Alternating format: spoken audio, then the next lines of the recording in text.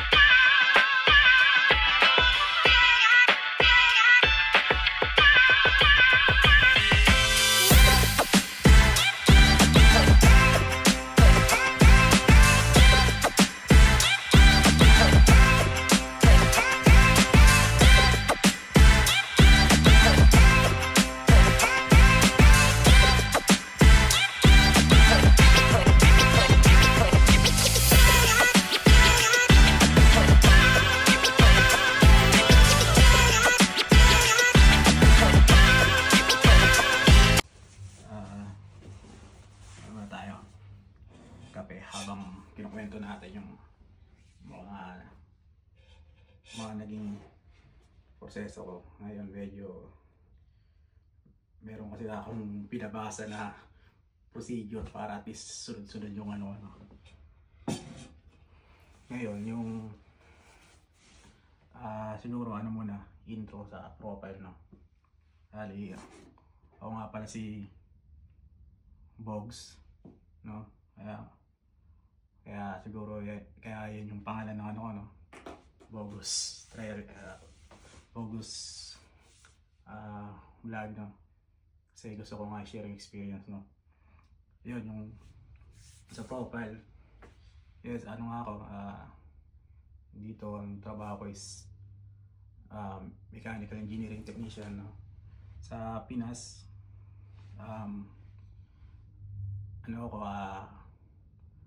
galing akong yung trabaho ko is technician din, maintenance technician, no?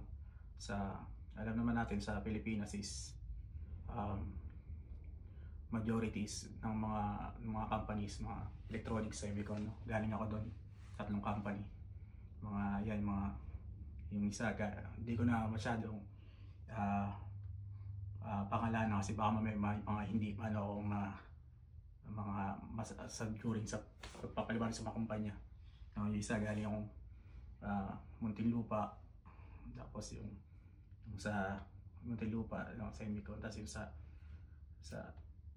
sa American company, tapos yung sa Bali doon ako nag-start na hardware experience. Sa Laguna, Japanese company, electronics din. Yung una pala, yung unang company, yun ko saan ako nag-start after ako graduate ng mechanical technology. Bali, doon ako nag OJT, doon nag-start yung pagiging experience ko sa pagdating sa mga mechanical na trabaho, no? Yung ako doon na machine shop, fabrication, yan yung trabaho. Bali, support kami doon sa company. Tapos ayun, binibigyan lang kami ng mga drawing na ipapabricate namin. Yun ang start ko ng parang magiging machinist ko na sa fabrication. Tapos sa pagiging technician naman, no, yung sumunod kong company, which is doon ako na halos 2 years din. Bali sa Laguna, sa Emicon din siya, Japanese naman. 2 years ako doon. Bali ang machine naman doon is CNC milling, mga CNC. Bali technician, no? Parang yun, parang ikaw yung nag-edit ng mga parameters, adjustments siguro. Parang sa iba, ewan ko, parang dito ata parang CNC operator ata tawag nilang dito pagdating dito yun, rin ako doon. Kaso hindi ako nagtagal kasi gusto kong mag-aral. Ituloy yung yung BS, yung mechanical engineering ko. Kaya nag-resign ako. Tapos yun, nag-aral, tapos ilang buwan na ulit. Yun na yung pangatlong company, which doon ako sa nagtagal ng matagal. Halos 13 years. Dito naman, ako maintenance technician, no? Mga toolings, sa mga tool and die mo, technician, tool technician, no? O maintenance technician. Ganun din, meron din fabrication, machine shop, siyempre pag may mga pyesa kang kailangan gawin or mga repair. Malawak kasi alam naman natin na yung pag sinabing technician sa Pilipinas, no, napaka lawak ng sakop, no. Kaya minsan ang hirap ibangga rin yung trabaho natin. Tapos dito kasi talaga halimbawa dito sa Australia is specific, no. Parang pag fitter ka, pag technician ka. Pag siguro automotive ganun, no. Parang specific sa atin kasi parang pag sinabing technician ayan, pwede ka kasing technician ng tool, technician ng machine, may electronics, may electrical, no. Dito hindi. Technician ka, mechanical ka lang.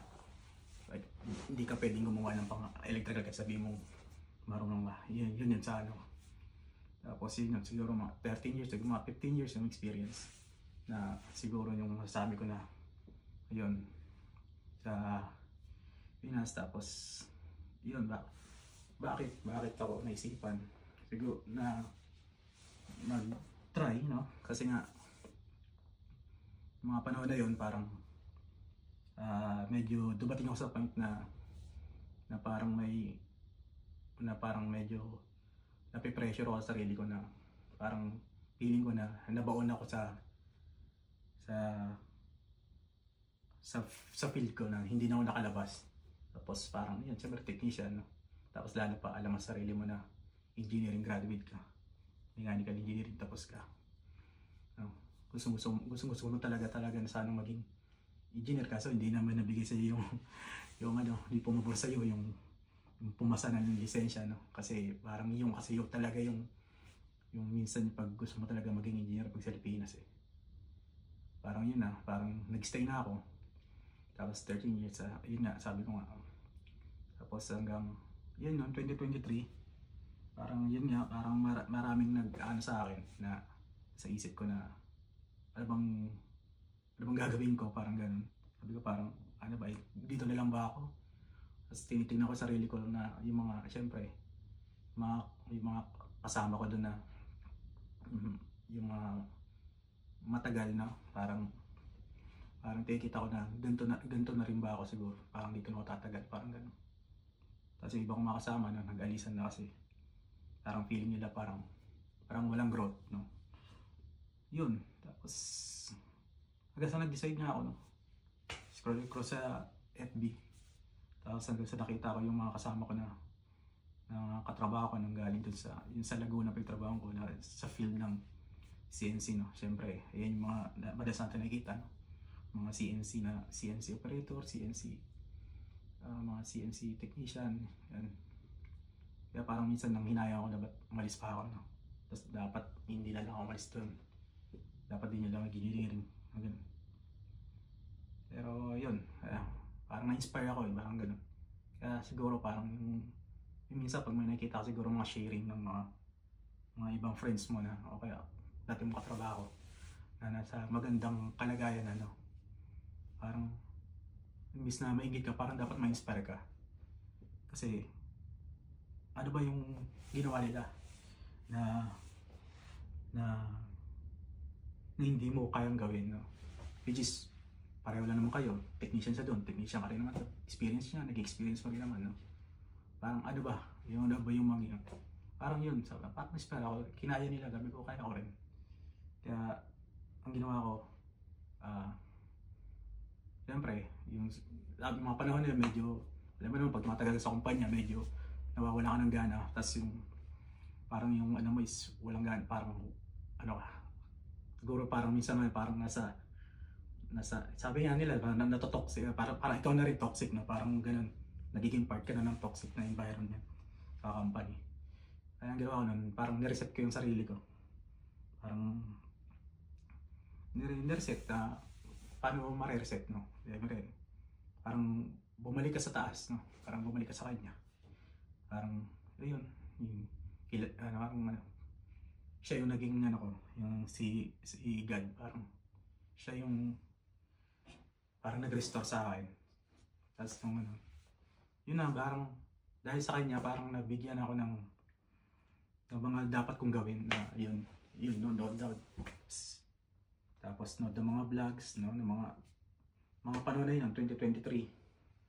Parang ano yun, mga pinapanood ko nun parang Canada, kasi lalo na meron ng kamotor na, yung kagrupo sa motor na nasa Canada. Tapos tinachat ko siya, paano nakapunta dyan? Apply ka na sa ano. Yan, meron yung mga ganyan, mga ano. Parang yung panood ko kasi sa YouTube doon, may pinapanood ako na vlog ng ano sa online lang, sa ano, sa Job Bank Canada. Yan, doon ako starts, ganyan. Tapos, siyempre, yan, tapos parang napanood ko din kung ano mga dapat, mga preparation, no? Siyempre, passport. Tapos, yung mga iba pa. Yun, pinrepare ko, kaya noong 2023 parang yun yung naging start ko ng preparation, tsaka yung kagustuhan ko na yung mga pag-abroad. Tapos yun, nakakuha ko ng parang noong June nakakuha ko ng passport. Parang lalo na akong nabuhayan na sige na, tutuloy ko na to, na mag-ano na ako, seryosohin ko na, parang ganun. Tapos yun, nag-apply rin ako ng mga ano,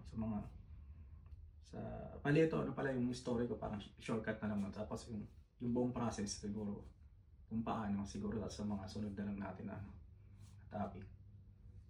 Yun na lang, parang sa-summarize lang natin yung buong proseso. Kasi yun, parang sa akin lang, parang nakwento ko lang paano. Kasi baka mamaya nandun ka sa point na same din sa akin ng scenario na nape-pressure kayo kasi tagal nyo na. Parang feeling nyo, parang walang nangyayari. Pero ayun, parang may nakalaan para sa'yo, parang piniprepare ka lang talaga ng Diyos kung ano yung para sa'yo. Kailangan mo lang hanapin yung sarili mo. Parang i-restore mo lang din ulit sarili mo. Parang ganun siguro, no? Yun, tapos yan, nag-ano rin ako. Bukod doon, dami kong mga email. Ayun, hindi pala, pinakauna pala sa lahat yung ano, inayos ko yung resume ko, no? Yung resume ko na may pinanood kasi akong vlog na kung paano magiging yung resume mo is aligned dun sa yung pang abroad na resume, no? Yun, naayos ko yun. In-arrange ko sa format nila. Tapos yun, tapos tinik down ko lahat ng mga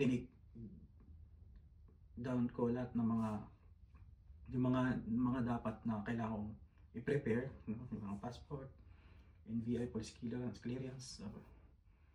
Ayun, kasi yun yung mga kailangan, no. Tapos interview, no, ano na rin, no, doon na rin ako ng mga tanong na possible. Yan, yun, dami kong makapasa. May mga tumawag naman doon sa Canada, so ang problema yung ano, ipapasok na ikaw yung magbayad ng visa process. May tumawag sa akin nun sa Quebec. Kaso yun nga, sabi ko wala pa akong pera, medyo malaki din, hindi na tutuloy. Tapos nahinto, pero yung ano ko rin, yung tuloy-tuloy pa rin yung panonood ko ng mga paano kung paano mag-apply. Tapos nag-try ng mga agency, yan, nakita ko rin, nag-try din ako dyan sa mga agency. Mga agency na na-applyan ko dyan is yung Staff House, tapos GM International, tapos ano pa ba,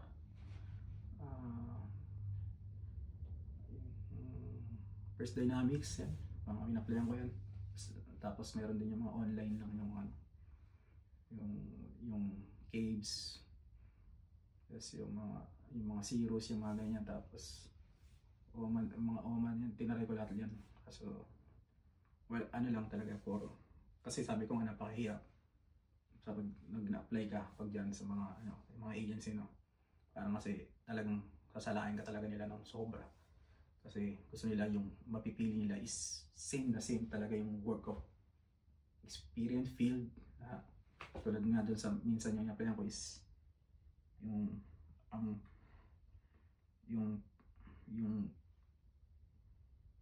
halimbawa sa host, no, parang ganun. Dapat sa host talaga yung product nyo, no, parang ganun. Kung yun yung ano niya, tapos siyempre yung isa pa dyan, siyempre ang medyo nahirapan ako during process na yan 2023 is mahirap, lalo na kung wala ka naman talagang background sa experience sa abroad, no. Wala kang job experience abroad. Isa pa yan kasi kung sabi mo magaling ka, maselect ka, kung pagpipilian kayo, no, ikaw zero, tapos sila meron, no, parang mas doon na sila kasi alam nilang ito tatagal to kasi may experience na to. Alam nila kung paano mag-adapt ng environment kasi galing na sila doon. Experience na ano ko rin yan. Kasi siyempre pag mga first timer ka, parang ang hirap din na di ko rin maisip na kaya palang makapag-apply din ng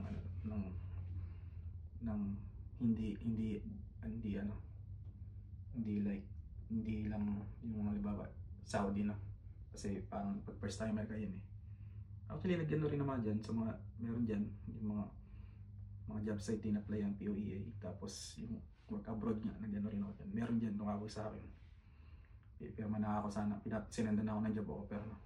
Kaso na lang naging problema ko is parang yung offer niya sa akin pang first time pang entry level, which is siyempre, no, parang halos kadikit lang ng sahod na sinasahod doon sa previous company, no, parang. Tapos tinanong ko sa mga tropa na nandun, no, napakababa nga daw nung bigay, huwag ka daw nga daw, try pa daw ng iba, kaya hindi ko tinuloy, no.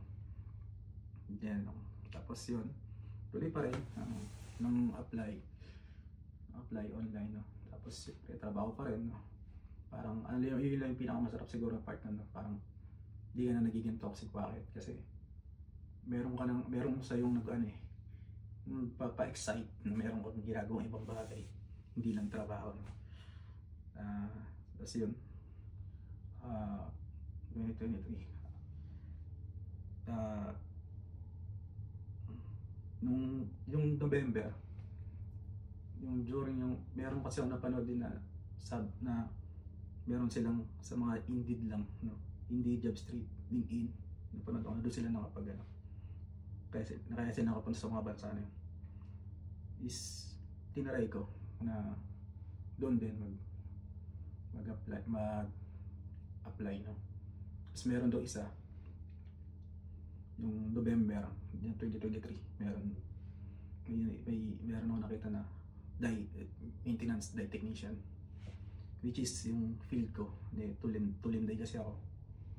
Yung pinaka main na tool namin, ano, toolings, yung pinaka main machine namin, toolings yung ano.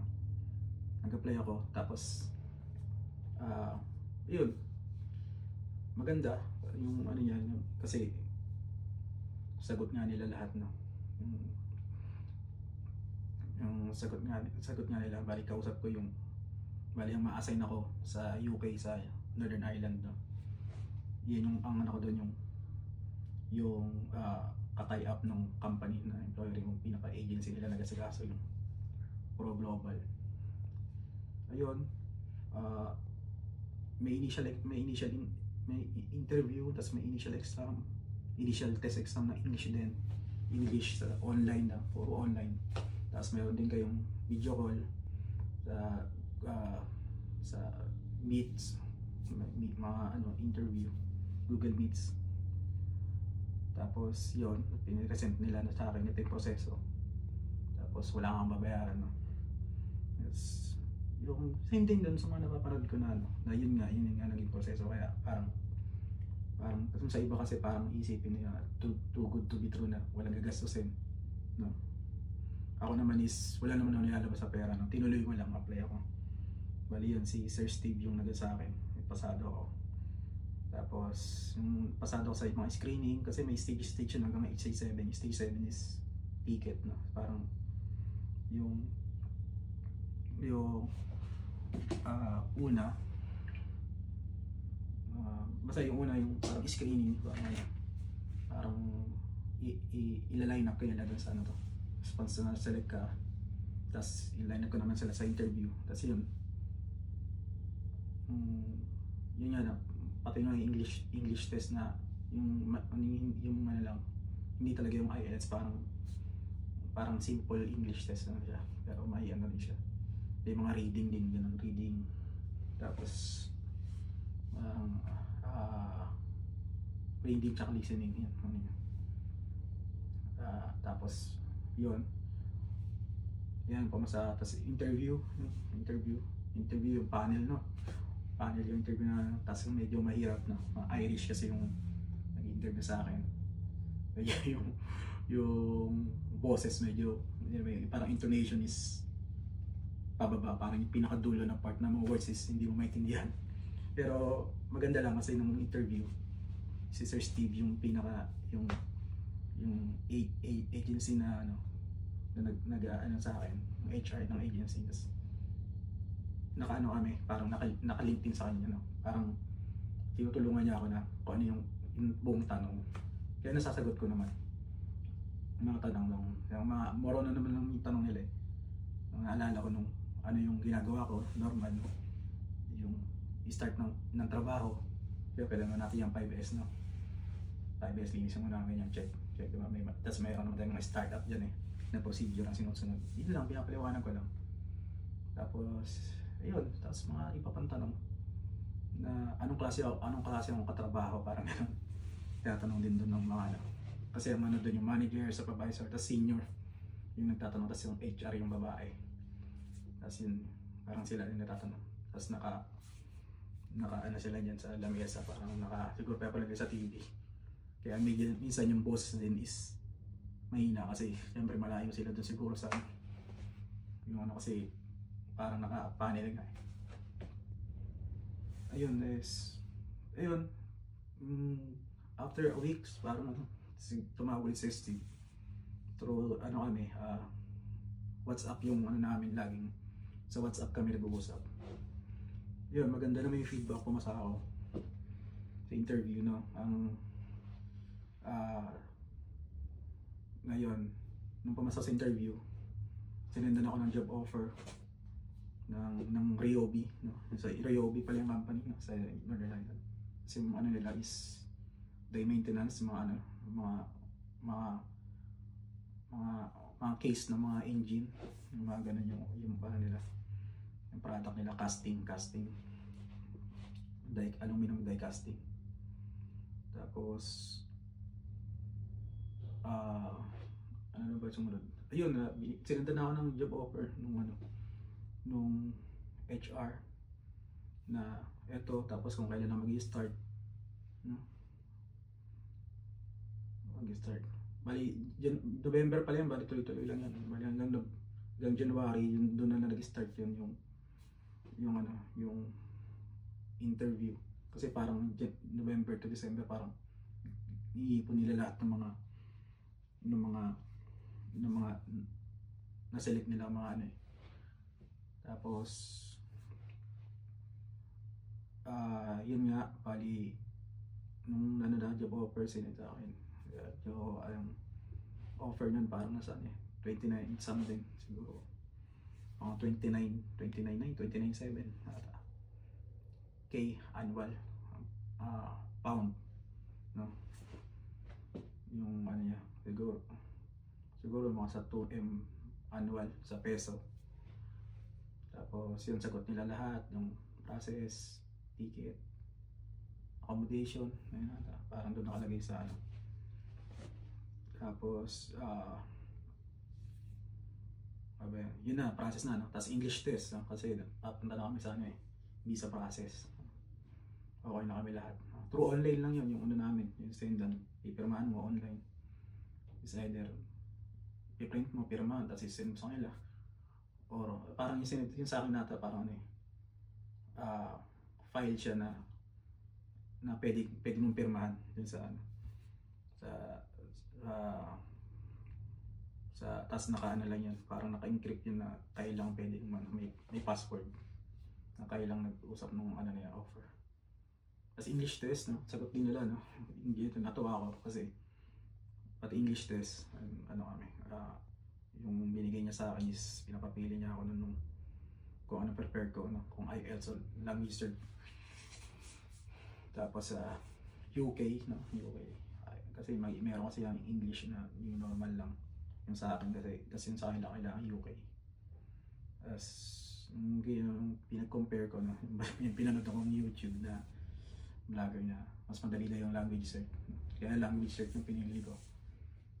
Tapos yun, inaral ko.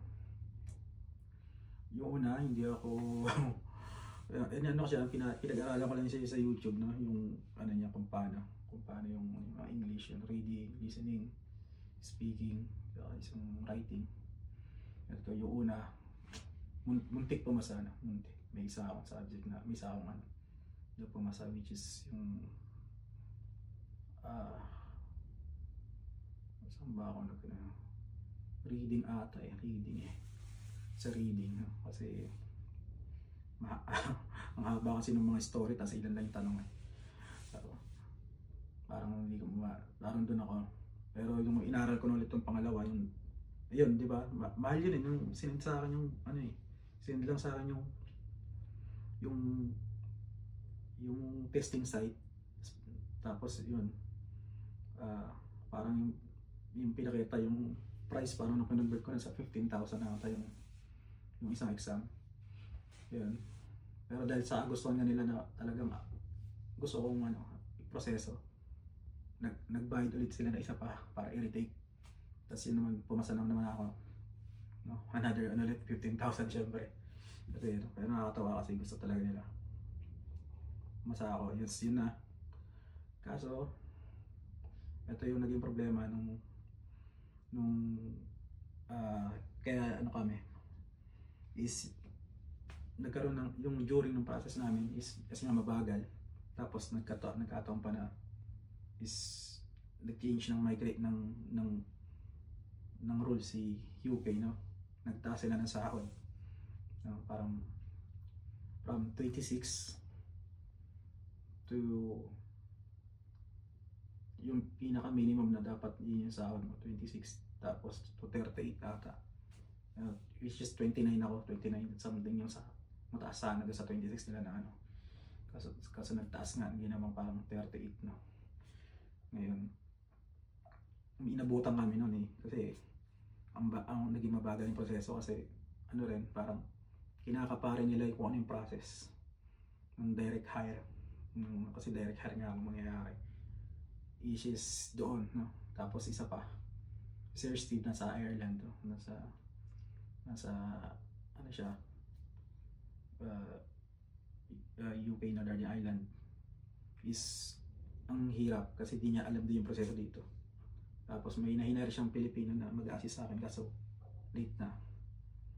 Yan, sa ginagot pala lahat yun, pati ako na umabot ako dun sa medical na yung TB test, sinagot nila, drug test, tapos alcohol test, yan yung mga test nila, sa ginagot nila lahat yun.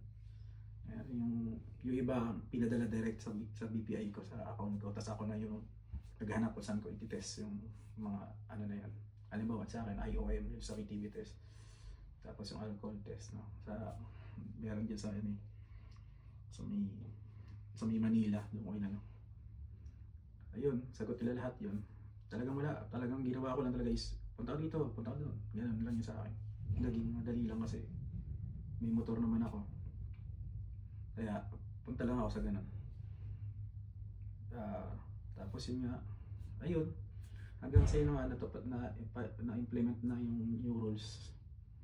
Hanggang sa hiningan ako ng panibagong copy ng contract na dapat yung pinirmahan ko kontrata is same dun sa pinatupad nila yung 38.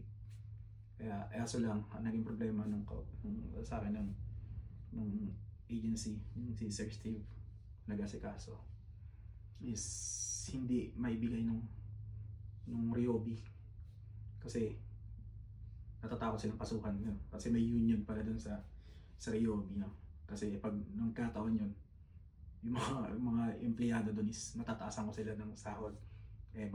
Bago lang ako, di ba? Parang yun yung mangyayari, baka yun yung kaya ano nila is tingnan pa ano magagawa. Kaso lumipas yung buwan, no? Dapat March 31, dapat nandun na March 1, March 7, dapat nandun na ako, dapat nag-i-start na ako, no? Kaso dahil wala, kaya nangyari, lumipas March, May, April, May, no?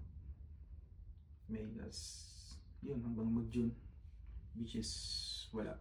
Parang kinip ko na lang yung mga ano, kasi mga certificate, yung mga ganun, nasa akin lang kasi wala, di naman nila makukuha yun eh. Nasa akin ko lang, no? Pati mga certificate sa akin papadala, yung mga result, English cert, yung mga medical, prepare ko, pati yung mga requirements na prepare ko, yung mga NBI, police clearance, lahat, passport. Hanggang sa meron na naman ako nakita, isa ulit, sa Indeed, in-applyan ko na naman ulit. Tapos nakita ko lang na offshore, inisip ko abroad. Tapos yung salary is 280 monthly. Parang sabi ko, abroad to ah. Try ulit. Kasi naka-ready naman na lahat ng ano ko eh. Pasa. Yung apply. Yung June 30 yata yun. June 30. Tapos June 30. Tapos July 1 ata nag-reply. Tapos tumawag pa nga sa akin. Ano pang trabaho mo? Ganyan kasi kailangan namin ng mechanical technician. Kasi mechanical technician nakalagay for sure. Sabi ko mechanical technician po ako. Ito pa yung trabaho ko yun. Piliwanan ko sa kanya lahat. Ganyan. Tapos tinignan ko yung kasi agency. Siyempre, pag agency, titignan mo ko siyempre kung legit, no? Kasi minsan, di ba, alam naman natin yung mga yung scam, no? Kaya di naman natin masabing may scam ka kasi i-check mo naman. Tulad yung ginet ko, pag-check ko is local yung nila, local yung agency nila. Hanggang sa tuloy pa rin kasi wala naman ako nilalabas sa pera, no?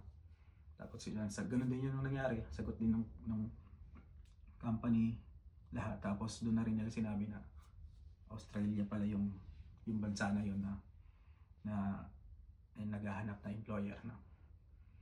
Tapos yun, initial interview sa nila, no? Parang yung ginawa rin sa una ko, in-screen nila ako, in-screen, tapos yan, no, in-screen pumasa. Tapos hiningan ako ng mga requirements ako, anong meron ako na available which is yung process ko sa UK nasa akin lang naman, no? Isang naka-file, sinend ko lang lahat, isang bullet one. Pag sabi sa akin nung alis kompleto na tong ko, sige, set ka na ng set na kita ng interview sa employer. Kaya nung sumunod na week, parang sinenda niya na ako ng, binigyan na ako ng ano, ng employer kung kailan, no? Parang July something ata yung interview ko nun. Yeah.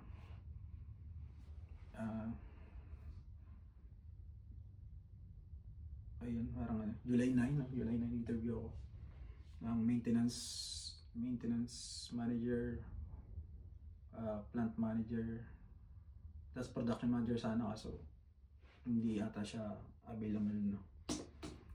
Yun, in-interview. Ang mga interview naman, mga tanong lang is ano ba yung mga ginagawa mo? Parang ganun din, parang more on safety talaga, no? Siguro pag sa mga interview siguro abroad talaga, parang yun talaga ang mga tanong. Parang paano, tapos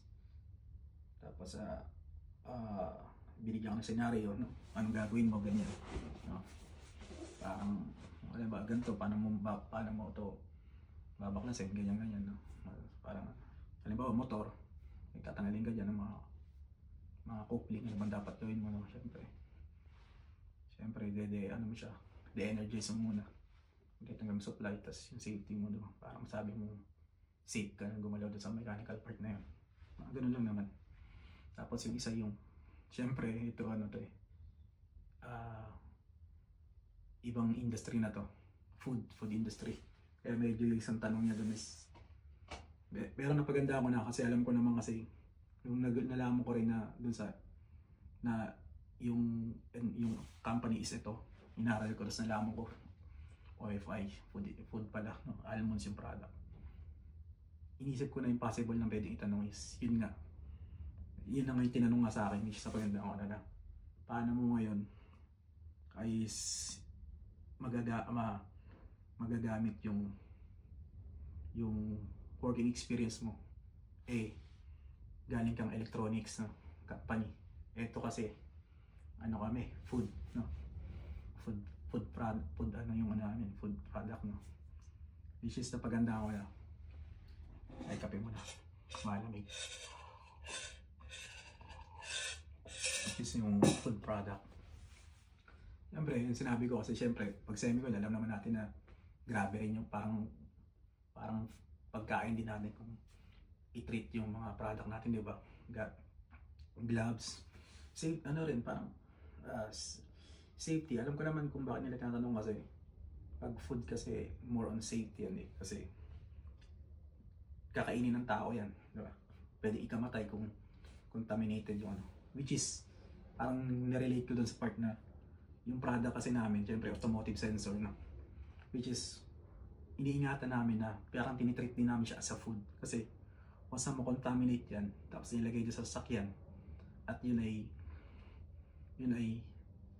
na hindi nagkumano, na malfunction, hindi gumana, parang buhay din yung magiging kapalit. Parang ganun din, parang sabi ko na parang same lang din ng treatment na yung handle ng safety, no, sa pagkain versus sa product namin na ginagawa namin sa previously sa company ko, yun sa pinanggalingan ko. Yun na-impress sila, natuwa ako. Tapos ayun, hindi ko na-impress. Na-impress nga siguro kasi parang parang nakangiti ka mga Tapos yun, yung nag-interview, pati yung background pala nung nag-interview, kasi nakita ko doon sa may kung sino-sino mga tao. Sinerge ko pa sa sa LinkedIn, no? Kung sino ano yung pagkatao nila, no? Yung isa si Sir James, si James is Australian, no? Tapos yun nga, si Ben is Nigerian, kaya parang alam ko na kung yung ano nila, tapos kung ano yung position nila, no? Yun, talaga inaaral ko yung work nila at yung proseso sa kanyang magtanong man. Yes, yun. Tapos akala ko hindi ako nakapasa kasi 2 weeks or 3 weeks, no? Parang akala ko wala na. Tapos parang July, di ba July 9, no? Parang after 2 to 3 weeks, no? Parang before end ata ng July is nag-response na dun sa ng employer dun sa yung nag-asikaso, which is ang tingin ko ang pinakatawag sa kanila ano eh, talent hunter. O tama ba, talent hunter? Kasi parang parang ang trabaho lang talaga nila is maghanap ng talent para dun i-refer sa employer, kasi mahirap naman siguro, parang mahirap natin gawin na ng employer yung part na yun. Parang sila na magse-select, sasalain para yung gagather nilang oras is worth it na for interview, kasi nasala na. At ganun din sa mga required, kasi baka mamaya for interviews malaban-laman wala pa palang mga passport, no? Parang lalo nang maging tulad niya ito, nasasala na, ready na lahat, interview, o diba? Pag pumasa, ituloy, parang yun siguro yung proseso ng mga talent seeker, talent hunter, parang tas babayaran niya sila at once na yung refer nila is na qualified, yun, doon ata sila binabayaran. Tapos yun na. Pero nakakatawa kasi hindi pa rin ako binitawan nung nag-asikaso. Tapos kaya ako na during process pa syempre tinatanong-tanong nila, tapos nasa proseso na kami ng papunta na ng visa. Tinatanong ko, ma'am, ganito. Tuloy mga PDOS, mga OAC. Hindi nila alam. Doon na ako nagtaka. Tapos parang, nalaman ko na yung proseso which is ito yung kulang doon sa nauna kong employer. Doon sa nauna ko sa UK. Wala yung tulad nila na sana sa akin mag-guide. Pero sila, gina-guide nila ako nung naging proseso. Although di nila alam talaga yung process nung, kasi hindi naman sila pang international, yung pang abroad yung agency nila pang local hindi na ako pang local na parang ako na mismo rin inaaral ko na ito. Inaaral ko na yung proseso ng direct. Tapos search ako YouTube, sa mga Google, ganyan. Tapos yun, nagtatanong sila. Ang nila lang nila sa akin is, tatanong nila ako kasi ang nangyari na nung once na na-select na ako, kami na nag-uusap na employer. Tapos turn-over niya ako sa migration agent. Parang yun na, doon na kami nag-uusap. Ng migration agent at employer, sisenda kami ng mga details, contract, offer, online din lahat, online lahat. Tapos ayun na, yun na. Tapos syempre naman, parang ang part naman dito during yung process na yun, ang part na talent seeker is sinisecured niya na yun yung trabaho ko pa rin talaga, para hindi ako mapapahiya, kasi ang ginawa naman niya is kinontak niya yung mga reference ko, na nakalagay dun sa resume ko at hiningi nila. Tapos yung supervisor, manager ko, tinanong, senior ko, yun na, tapos yun na, yung sinabi ko is yun din naman yung sinabi nila kung ano yung trabaho. Kaya ayun, okay na. Kaya tapos yun na, visa process, sila yun, sabi mo kasagot nila lahat, so lahat. So tinatanong, meron pala doon tinatanong ako kung meron ba akong assessment or willing ako sa akin kung sakali, kung nakapag-assess pa ako. Sabi nga, yung mga beta assess, yung mga ganyan. Sabi ko, hindi po pero kung willing po kayo na okay lang po sa akin. Pero hindi na nila hiningan, ewan ko bakit siguro sa years of experience, kasi medyo naman, solid naman. Tapos syempre engineering graduate, parang na-meet ko naman siguro yung yung requirements nila, kaya hindi na siguro hiningan. Yun pala pag dito sakaling mag-apply, parang minimum ata 5 years experience, kaya iwasan nyo yung palipat-lipat ng work, kasi baka hindi ma-count. Tapos yun nga, sakaling maisipan nyo tapos yun, actually nandito na marami ditong mga related sa mga technical, mga 3D ko bagay. Kaya kung kayo nandoon, malaki yung chance na mapunta kayo rito. Aralin nyo lang yung mga dapat gawin. Kung gusto nyo ba direct hire, or agency, marami. Tapos may mga job site naman yan, no? LinkedIn, tapos Jobseek, saka Jobseek, Indeed yan. Tapos Australian Workforce, yan, pwede yan. O kaya kung gusto nyo through immigration, sa immigration visa, sa mga visa na pwedeng direct pathway, direct, meron din naman. Or agency, marami. Nung nakita ko nga yun sa mga vlog na napapanood ko ngayon, ang dami pa nung pwedeng way para makapunta rito. Basta ang kailangan mo lang is i-assess yung sarili mo is qualified ka na ba. Yung ganun nga, yung work experience, yung work experience, yung trabaho mo, kung anong field, anong work nang related, kailangan alam mo para at least yung nakita mo ba kung yung trabaho dito is kailangan yung ganyang trabaho. Ayun, lahat, no, process as direct hire. Yun, kung may tanong, binayaran, no. Actually sa process wala talaga. Siguro yun sa akin lang sa Pinas kasi sabi ko nga, direct hire ako. Bali yung talent hunter, ang trabaho niya lang talaga hanggang doon. I-guide lang ako pero hindi talaga tumulong sa mag-asikaso ng mga proseso. Ako naglakad nun. Ako mga send ng mga documents sa mga kausap ko na yung migration, HQ migration, ang naging migration ng agent ko. Kasi kasama yun dyan sa pinirmahan ko. Ang dami kong pinirmahan nun. Job offer, tapos ano ba, mga limang page yun, iba-iba yung title ng mga about sa company, pati yung mga rules ng company rules. Tapos yun, yun na, ganun proseso na, no, sa direct, yung natapos yung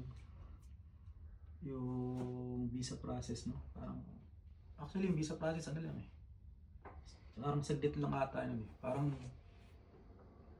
yung matagal lang yung pagkumpleto ng requirements, matagal, lalo na doon sa mga halimbawa yung may nahirapan ako doon yung hihingin mo sa employer mo yung COE mo. Dapat yung COE mo is naka-description yung parang job description, naka-define yung ito yung mga ginagawa mo talaga base doon sa resume mo, which is yun, nahirapan ako naman kasi ayaw ibigay ng company is, kaya ayun, medyo nahirapan ako. Tapos pinupush talaga ng rin, no. Actually may condition, kung resign daw ako pwede ibigay, pero kung hindi daw ako resign, sabi ng employer ko sa previous company, hindi daw nila pwede ibigay, no. Kaya wala, ayoko naman mag-resign, di pa sure. Yun, na lang, dasal ko na lang sana okay yung COE na binigay ko, kahit walang description, no. Job description, nakalagay naman doon title, maintenance ako. Yun, ayun, just is tinanggap naman, proceed na, tapos okay na, tapos pinag-medical na ako, pinag-medical na ako, binigyan ako ng referral, no, sa IOM ulit. Ayun, yun doon ako nagbayad, 5,700 ata yun, binayaran ko. Tapos sa visa process wala sagot pati yung family, no, kasi sinabay na yung sa asawa ko, sinabay na yung sa kanya na proseso, same din, yun pa, kaya medyo natagalan kasi dalawa yun, yung proseso, yung papeles ko, papeles niya rin, no, yung pareho yun, sabay yun, kaya dalawang papel yun, kaya nagyan, no. Kaya minsan, yung binabasa ko ng dati, nagda-doubt ako, sabi daw tumatagal kasi magkasabay dapat daw iwalay. Kaya sabi ko parang naging mali ba yung decision ko na sinabay ko, pero goods naman kasi mabilis lang. Parang nung kasi September, ayun, parang parang September 18 yung ako yung medical, no, 18, tapos 20 process, tapos 26 na grant na yung visa, no, sabay pareho kami ng misis. na nag-grant yung visa namin dalawa, no? Kaya ano, kaya okay na. Tapos yun, visa process pa lang yan, no? Sa visa process matagal din pala yun sa ano, polo rin pala yung polo verification, matagal. Kaya yung requirements lang talaga, yung pagpuno ng requirements. Actually hindi yung process, hindi yung process yung pagkumpleto ng requirements, yun siguro yung matagal. Kaya the more na kumpleto ko ng lahat, mas magiging madali, no? Pati English, yung English medium cert, no? Humingi pa rin ako niyan, no? Kahit na ano, humingi pa rin ako niyan na sa school ko sa TUP. Tapos ayun, nung na-okay na, may visa na, no? Siyempre, medyo madugo yung requirements, no? Pero yung process, alam ko ano lang days lang yan 18, 26, no? Hindi naging matagal yung process, kaya naging madali na sa akin. Tapos sa Pinas naman, no? Siyempre, ano ka naman yun, yung OEC mo naman. Apply mo naman sa online, DMW, sa ano. Gawa ka ng POPS BAM account, no? Tapos doon mo yan, i-apply, no? I-apply mo yan. Tapos pupunuan mo yung mga requirements ulit, maribago ulit yun. Medyo marami, no? Yung ano, yung polo. Hindi, polo verification pala sa ano pala yun. Sa application na pala ng OEC yun. Doon pala. Medyo doon, kaya tumagal din ako sa Pinas na proseso doon sa OEC. Lagi dalawang phase yan, yung isang phase na marami rin na mga requirements yun. Tapos ipapabook mo yun kung kailan mo ipapasa para i-present mo yung mga in-upload mo, ipapakita mo rin yung hard copy na ito na nag-exist talaga yung mga papel na yun. Tapos yun, tapos PIDOS yun, tapos hanggang sa yun na OEC, no? Yun din, same din ng dun sa DMW o POE. The more na kompleto mo yung mga papeles na ma-upload, no?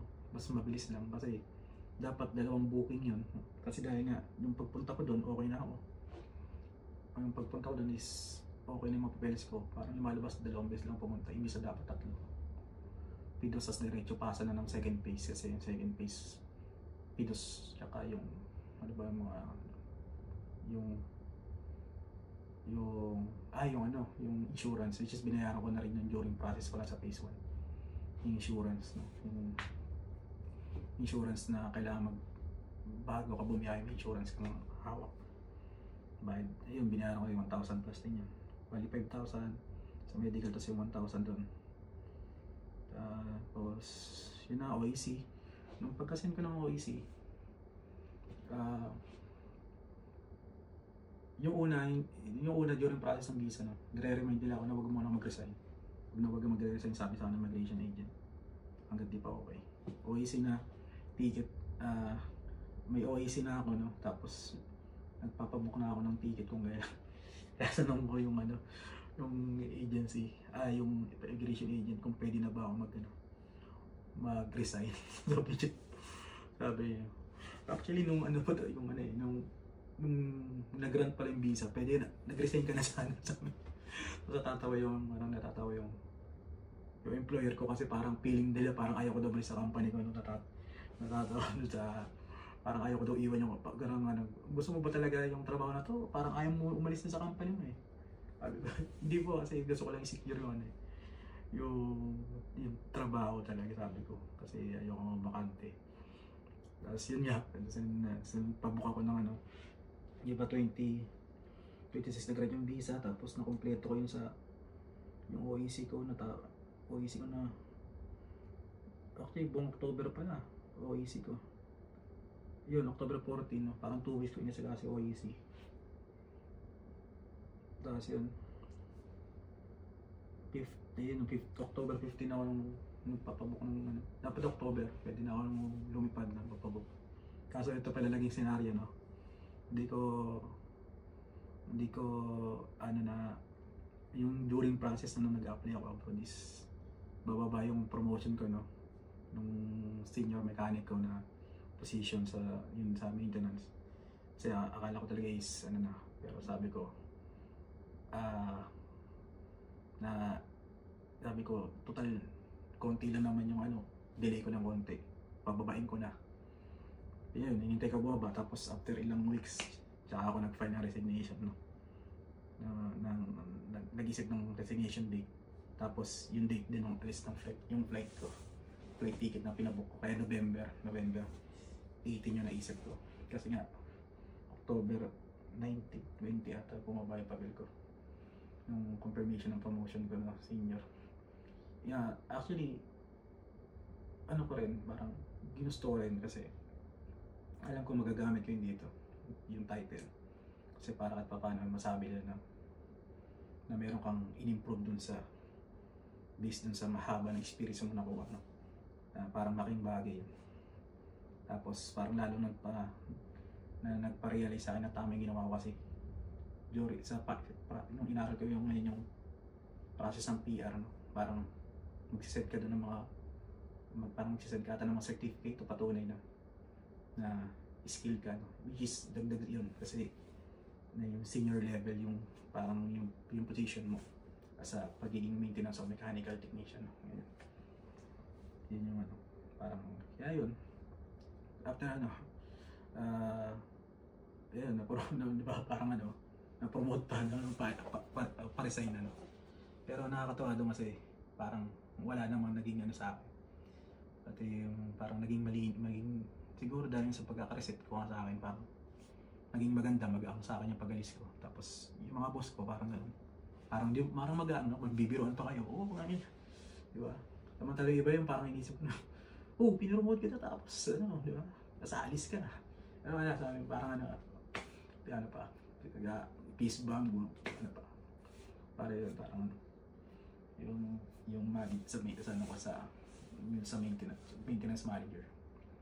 Actually kahit din sa yung sa production manager, no? Kasi siya yung nakakaalam na merong nung panahon na yun, nung nilalaban namin yung promotion na yun, siya yung kausap namin, kaya parang yun. Pero sabi ng misis ko na pinukumusta ako ng production manager namin na ibig sabihin okay naman, okay sa kanya, no? kahit na parang yung nilakad niya is umalis din pala, no? Parang ganun, pero okay din naman. Tapos yun nga, medyo siyempre dagdag din sa makukuha, no? Tapos ayun, nandito na yung 18 das 18 das 19, ilang oras lang naman yung biyahe, no? Parang 8 hours lang ata. Tapos yung ticket ko is, yung sinend sa akin is 3 sakay, no? Medyo yun pa yung pinakamahirap kasi first time ko, no? First time ko mag-abroad, first time ko sumakay sa aeroplano, first time lahat. Parang yun. Then binaba ako sa airport ng Sydney, tapos transfer ako dun sa Melbourne, no? Medyo nangangain ng tanga yung yung airport nila, napakalaki. Tapos kailangan pa sumakay ng bus para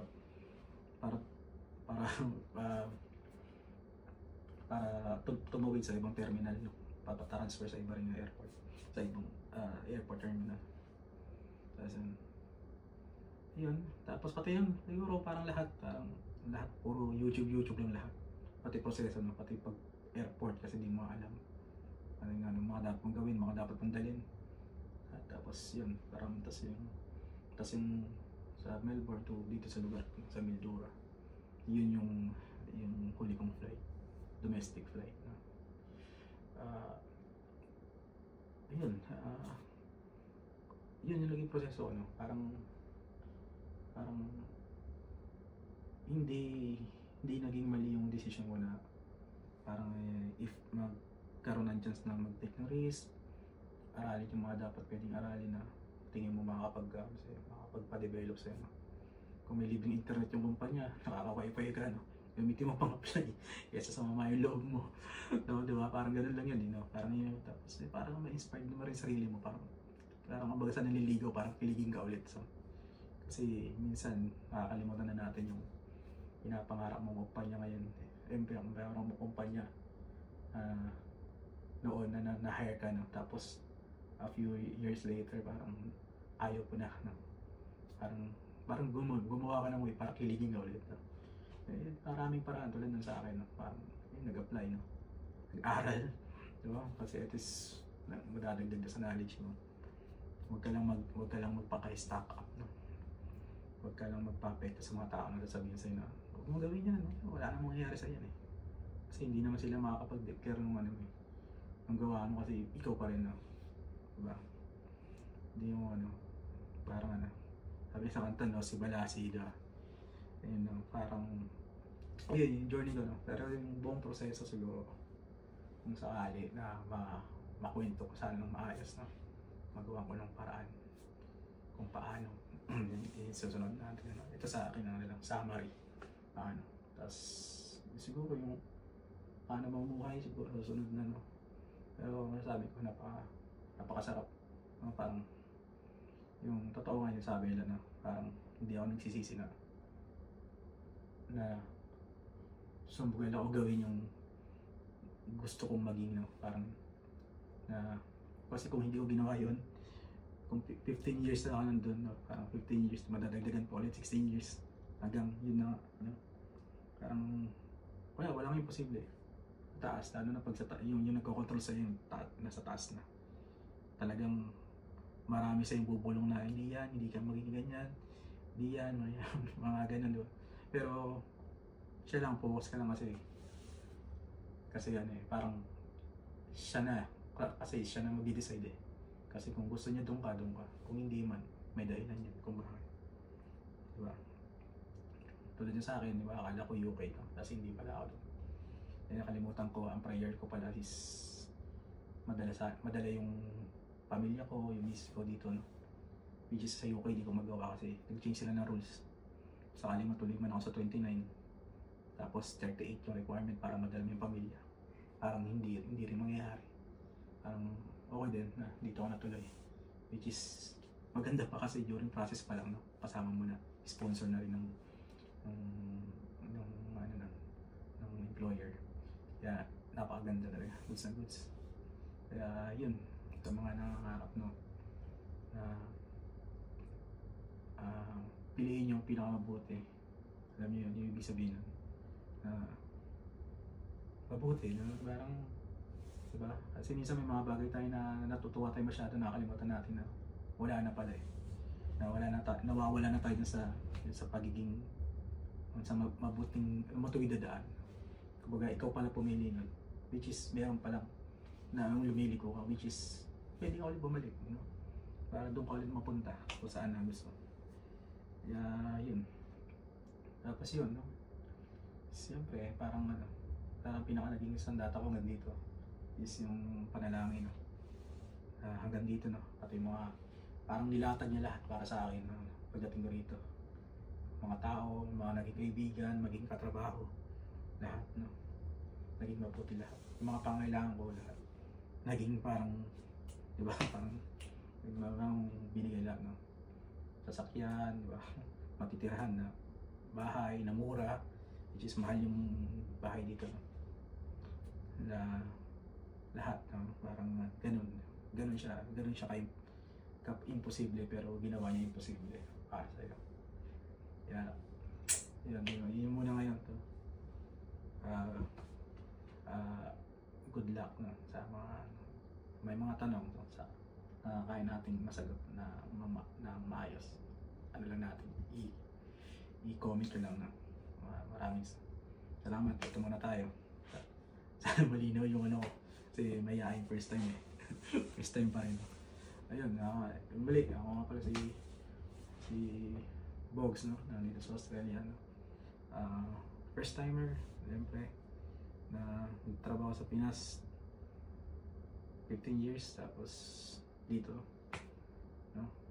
First timer abroad, direct hire, yun pa, no? Siyempre, napaka-bibihira ding mangyaring kwento na, pero dito talaga nag-exist.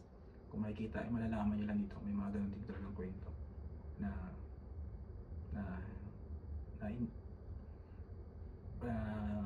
hindi gumastos ng ganun kalaki, no?